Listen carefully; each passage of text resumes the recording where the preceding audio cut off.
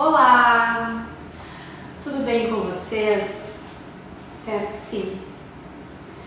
Hoje eu vim aqui para falar um pouco com vocês, para discutir com vocês a Lei 14.188 de 2021, que tipificou o crime de violência psicológica contra a mulher.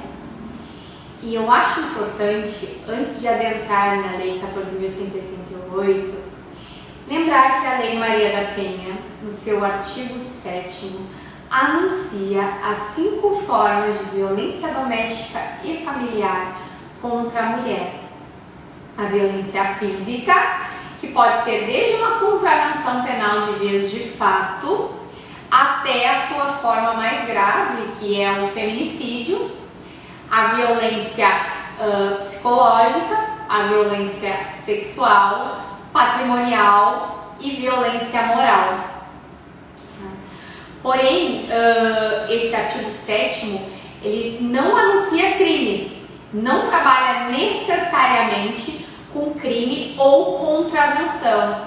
O artigo 7º, ele define formas de violência doméstica e familiar contra a mulher. Formas que, detalhadas, podem corresponder a crimes, contravenção ou não, e não deixam de ser violência doméstica familiar contra a mulher. Outro detalhe, o artigo 7º da Lei Maria da Penha, ele diz que são formas de violência doméstica familiar contra a mulher a violência física, psicológica, sexual, patrimonial, moral, entre outras. E esse entre outras podemos ter violência espiritual contra a mulher, violência tecnológica ou a mais recente violência positivada pela Lei 14.192 de 2021, a violência política contra a mulher. A violência política, ela é a forma mais nova de violência contra a mulher tipificada no artigo 326, letra B do Código Eleitoral. Estou fazendo essa introdução só para vocês entenderem a amplitude do tema.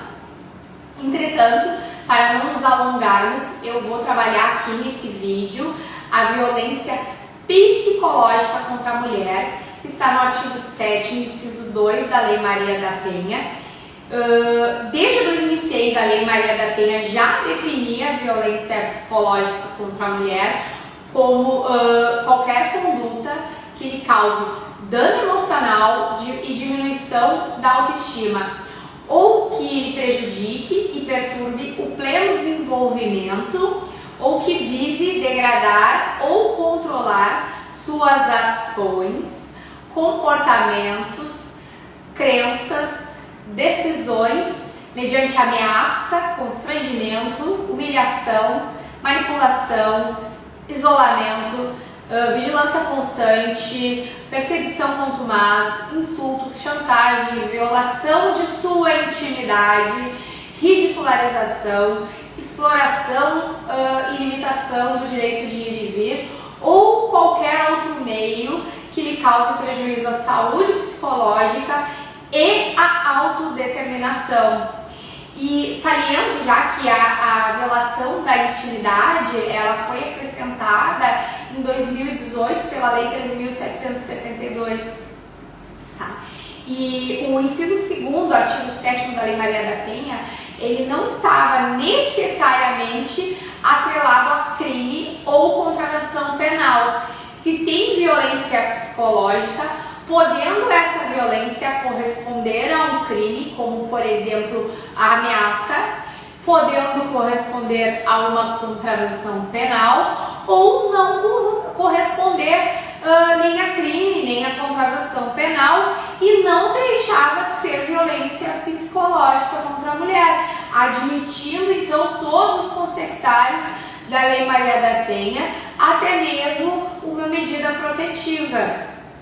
Ou seja, não se pode deixar de conceder uma medida protetiva apenas pelos fatos narrados não corresponderem a crime ou contravenção.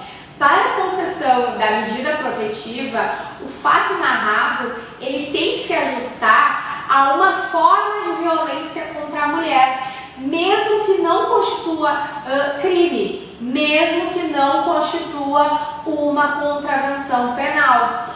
E hoje já está pacificado que a medida protetiva sequer precisa de um procedimento criminal, ela pode ser inclusive concedida na esfera civil.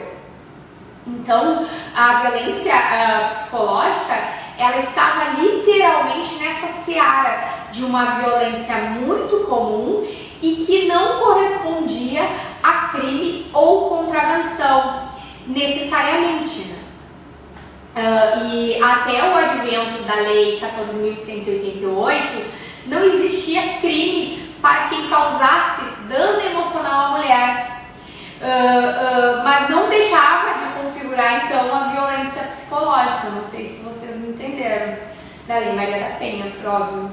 Então, as varas de violência doméstica, elas muitas vezes tentavam aplicar essa modalidade de ataques psicológicos nos casos das desavenças entre casais, mas nem sempre logravam êxito por falta de um tipo penal que detalhasse com segurança a conduta do acusado. Assim, é extremamente importante a providência de finalmente definir o crime de violência psicológica. Com a introdução do artigo 147b ao Código Penal, houve a tipificação do crime de violência psicológica contra a mulher. Então, se algum juiz ou juíza ainda estava preso ao direito penal para conceder uma medida protetiva, o que é um erro, pois a medida protetiva ela independe da existência de crime ou contravenção, mas aqueles juízes que insistiam que o fato narrado ele não correspondia a um tipo penal, agora estão mais tranquilos, né? Porque a violência psicológica ela ganha um tipo penal, o artigo 147b, o mais novo crime contra a liberdade individual, por causar dano emocional à mulher que a prejudique ou perturbe o seu pleno desenvolvimento, ou que vise a degradar ou controlar suas ações, comportamentos, crenças, decisões mediante ameaça, constrangimento, manipulação, isolamento, chantagem, ridicularização, limitação do direito de ir e vir ou qualquer outro meio que cause prejuízo à sua saúde psicológica e à autodeterminação da mulher. Tá? A pena, nesse caso, é de reclusão de 6 meses a 2 anos e multa. E se a conduta não constitui crime mais grave, óbvio, né? É o mais novo crime contra a liberdade individual. Logo depois do stalking, ou crime de perseguição, que é o artigo 147A, temos a violência psicológica contra a mulher, no artigo 147b, introduzidos pela Lei 14.188 de 2021. E tutela-se nesse novo crime o direito fundamental a uma vida livre de violência, tanto na esfera pública como privada, alinhado aí à Convenção de Belém do Pará. Em especial, a liberdade da ofendida, de viver sem medo, sem traumas ou fragilidades emocionais impostas dolosamente por terceiros. E este crime, ele pode ser cometido no âmbito da unidade doméstica, da unidade familiar ou qualquer relação íntima de afeto, mas não somente, e pode ser cometido fora do ambiente da Lei Maria da Penha, viu? E admitindo, então, medidas despenalizadoras ou seja, admite transação penal, suspensão condicional do processo, somente quando o crime for cometido fora da Lei Maria da Penha, né, que no artigo 41 proíbe a aplicação da Lei 9.099, ou seja, a aplicação de medidas despenalizadoras nos casos de violência contra a mulher, amparada pela Lei Maria da Penha, né, que ficou proibido. Então, agora, se for praticado fora da unidade doméstica, fora do âmbito familiar, fora da relação íntima de afeto, aí se pode aplicar sim as medidas despenalizadoras, pois nesses casos não se aplica a Lei Maria da Penha, né? E saliento já que qualquer pessoa pode praticar o crime de violência psicológica contra a mulher, homem ou mulher. Mulher pode sim figurar como agressora com predicados de violência de gênero. Exemplo disso é uma mãe que acha que a filha deve ser objetificada, tem que servir, ser submissa. Então se tem como sujeito ativo homem ou mulher. Entretanto, o sujeito passivo é próprio e só pode ser mulher. E quanto a isso, temos uma grande discussão jurídica quanto à aplicação para mulheres trans.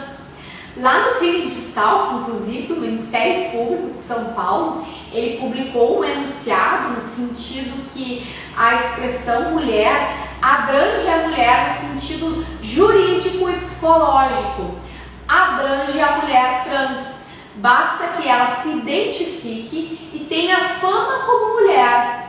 O sujeito ativo precisa saber que se trata de uma mulher, ainda que seja uma mulher trans, para ter responsabilidade penal. Recentemente, a 6ª turma do Superior Tribunal de Justiça, do STJ, decidiu que a Lei Maria da Penha pode ser aplicada na proteção de mulheres transexuais. E essa decisão representa um passo importante no combate às violências sofridas por travestis e transexuais no Brasil, que foi pelo 13º ano consecutivo o país que mais mata pessoas trans no mundo. É um absurdo.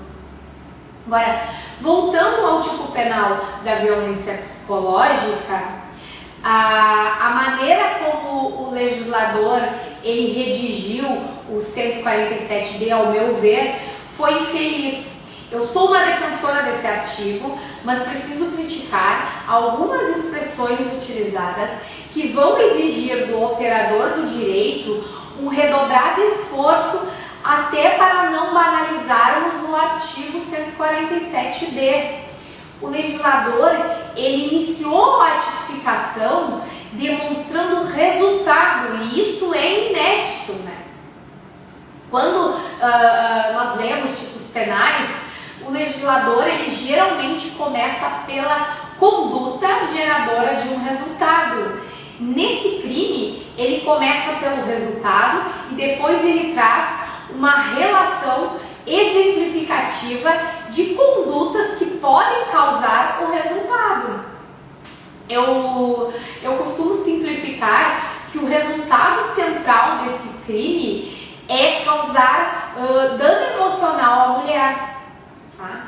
E o legislador, ele copiou o artigo 7º, inciso 2 da Lei Maria da Penha, no artigo 147B do Código Penal.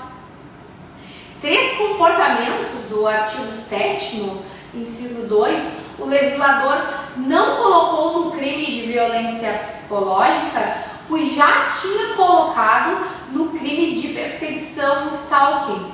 E o legislador ele repartiu comportamentos. Alguns ficaram no crime de stalking e outros no crime de violência psicológica contra a mulher. Tá? E alguns comportamentos, como a ameaça, por exemplo, estão nos 2 crimes. E isso vai gerar para o juiz um trabalho enorme para análise do caso concreto. São 7 os verbos constantes do tipo penal agora em vigor, que é um ameaçar, que consiste na promessa de causar mal injusto e grave. O segundo é constranger, que significa tentar impedir de realizar algo que a lei não proíbe. Terceira seria humilhar, que significa depreciar, rebaixar. A quarta, isolar, que consiste em deixar a pessoa só, sem parentes ou amigos, sem apoio. A quinta seria a manipular, que é interferir na vontade de outrem, obrigando a fazer o que não gostaria. A sexta seria chantagear, que consiste em proferir ameaças perturbadoras. A sétima, ridicularizar, que significa submeter à zombaria. E a oitava, limitar o direito de ir e vir, que significa impedir a livre locomoção ou encarcerar. Para o crime de violência psicológica ocorrer, é necessário comprovar um dano emocional. Saliento aqui que a violência psíquica é causadora de uma patologia médica, enquanto a psicológica não poderia gerar qualquer tipo de patologia somática, estando restrita ao campo do sofrimento, não qualificável enquanto doença. Não sei se vocês conseguem entender. Então, conclusão. Caso advenha uma patologia médica, eu entendo que haverá crime de lesão corporal à saúde psicológica. E para o dano emocional, sem a correspondente patologia, é que haverá o crime do artigo 147b, violência psicológica contra a mulher. Exemplo, eu posso dar. Se o agressor pratica uma conduta que gera na vítima uma depressão, depressão tem CID, é uma patologia, ou seja, ao meu ver, é o artigo 129 de lesão corporal, que tutela a incolumidade pessoal, seja na saúde física, fisiológica ou na saúde mental. Inclusive, a Lei 14.188 de 2021 alterou o artigo 129 e incluiu o parágrafo 13, onde essa lesão que está no artigo 129, inciso 13, cuja pena é de 1 a 4 anos e pode ser agravada se a vítima, por causa da depressão, ficar incapacitada por mais de 30 dias para atividades habituais, sendo então considerada lesão grave. Então, eu entendo que o dano psíquico é artigo 129 e o abalo emocional é artigo 147b. Então, com todas essas providências, se estivéssemos em outro país, que no Brasil, poderíamos até acreditar que tudo ou quase tudo estaria solucionado, mas sabemos que não será assim. Estamos apenas no início da luta. Muito ainda falta realizar. A violência psicológica virou crime, mas as denúncias muitas vezes esbarram no machismo. Muitas vezes o judiciário reforça o imaginário de que a vítima, de certa forma, contribuiu para aquela situação. E por isso são comuns os casos em que a vida pregressa da mulher é revisitada para checar se ela era uma pessoa idônea, se tinha muitos ou não muitos namorados ou não, se postava fotos de biquíni, como vimos acontecer no caso da Mariana Ferrer. No dia 19 de outubro de 2021, o Conselho Nacional de Justiça lançou um protocolo de julgamento com perspectiva de gênero e que tem por objetivo orientar os juízes para a equidade de gênero nos processos, evitando que eles incorram em estereótipos.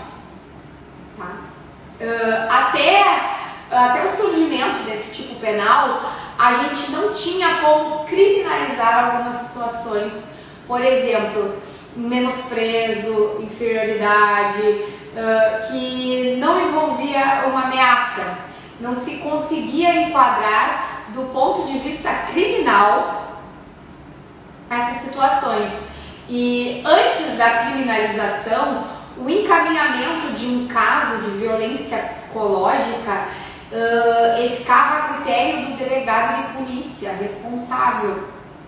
E o que mudou é que consegue-se abranger um número maior de casos e classificá-los como crime de ação pública incondicionada, aquele que não depende da decisão da vítima, levando em conta, claro, o número de casos de mulheres que desistem de levar as ações adiante por medo ou através econômicos, caso de quando o homem é o provedor da família, né? Agora, na prática, havendo elementos de prova de autoria e materialidade, o mínimo de justa causa, a Polícia Civil ela é obrigada a agir, instaurar um inquérito e tocar a investigação para frente. E ainda nos deparamos com uma naturalização da violência contra a mulher. Frases como, ela apanha porque gosta, ou pessoas que julgam mulheres por denunciarem os seus parceiros. Por isso, acho que para além de uma consciência de Estado, precisamos criar uma consciência coletiva acerca do tema, que nos facilite uma postura de prevenção. E esse debate precisa ser aumentado nas escolas, nas universidades e igreja e em toda a sociedade. Em caso de violência doméstica familiar contra a mulher, a lei garante a concessão de medidas protetivas de urgência à vítima. Nesses casos, o agressor pode ser obrigado a se afastar do lar, em caso de moradia conjunta, a proibição de determinadas condutas, como se aproximar da vítima, seus familiares e testemunhas, com distância mínima a ser determinada pelo juiz, ter contato com a vítima por qualquer meio de comunicação ou ainda ser proibido de frequentar determinados lugares para preservar a integridade física e psicológica da vítima, inclusive pagar alimentos provisórios ou provisionais no próprio processo de medida protetiva, independente de ajuizamento de ação de divórcio, de solução de união estável na vara de família. E o descumprimento das medidas protetivas é crime e pode levar a uma pena de detenção de 3 meses a 2 anos, viu? E outra possibilidade, com base na lei de execução penal, é direcionar ao agressor a monitoração eletrônica, que pode se dar por meio de tornozeleira, que pode se dar por meio de tornozeleira eletrônicas ou dispositivos de alerta de proximidade, tá? A decisão fica a cargo, nesses casos, do juiz e da disponibilidade dos recursos em cada unidade da federação, em cada cidade. Todos os tipos de violência contra a mulher podem ser denunciadas à Polícia Militar pelo 190 ou via Centro de Atendimento à Mulher, DISC 180, e nas delegacias de pronto atendimento, seja elas especializadas ou não. As mulheres também podem desenhar um X vermelho na palma da mão e pedir ajuda em locais que aderiram ao programa de cooperação Sinal Vermelho contra a violência doméstica familiar contra a mulher. E, enfim, o novo tipo penal é um grande avanço, mas a sociedade precisa se conscientizar que a mulher tem direito de viver sem violência das mais variadas formas e que a sociedade precisa entender que todo ser humano é igual ao outro. Sendo assim, todos devem ter suas vontades e saúde preservadas.